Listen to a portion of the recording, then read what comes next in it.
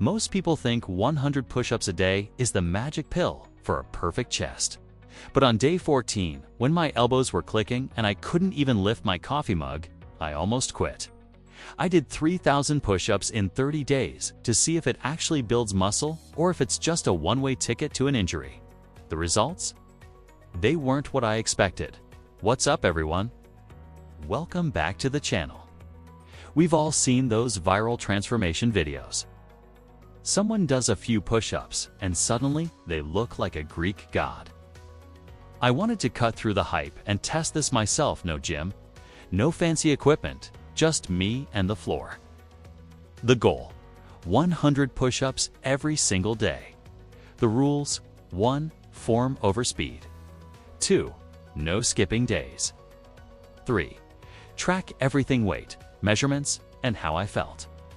Before we dive into the pain period of week 1, hit subscribe button if you're looking for fitness experiments that actually tell the truth.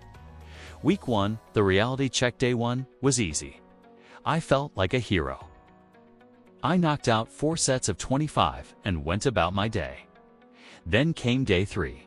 I woke up and my chest felt like it had been hit by a truck. This is where most people quit. The novelty wears off and the discipline has to kick in. I realized my form was slipping, my hips were sagging, and I was cheating to get the reps done.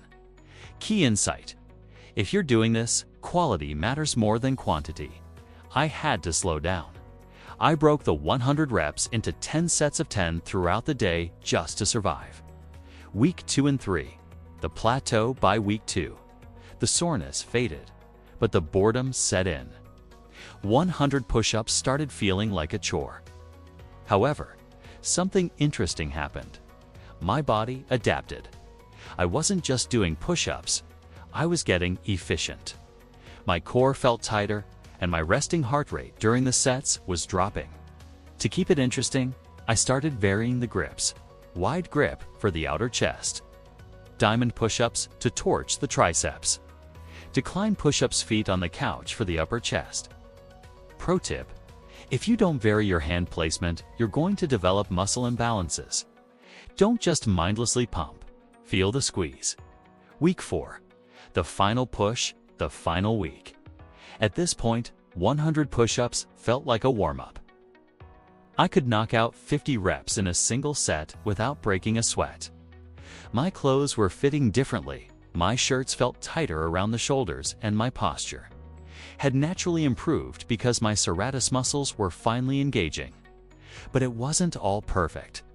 I noticed my front delts were getting tight, which started pulling my shoulders forward. I had to add in some face pulls and stretching to balance it out. Alright, let's look at the numbers. Chest measurement gained 0.5 inches. Weight stayed the same, I wasn't on a bulk. Mental toughness off the charts. The truth: did I grow a massive chest? No. You need heavy weights and progressive overload for that. But did I get significantly leaner, more defined, and build a bulletproof mind? Absolutely. My verdict: this challenge is incredible for beginners or anyone stuck in a rut. It builds the habit of showing up every day. But if you're an advanced lifter, 100 reps might just be junk volume for you. So, should you do it? Yes, but do it for the discipline, not just the gains. If you want to see my specific workout routine and the stretches I use to keep my shoulders healthy, I've linked a PDF in the description. Drop a comment below. What challenge should I do next? 500 squats, 10 minutes of planks. Let me know. Don't forget to like this video if it gave you some value. I'll see you in the next one. Keep grinding.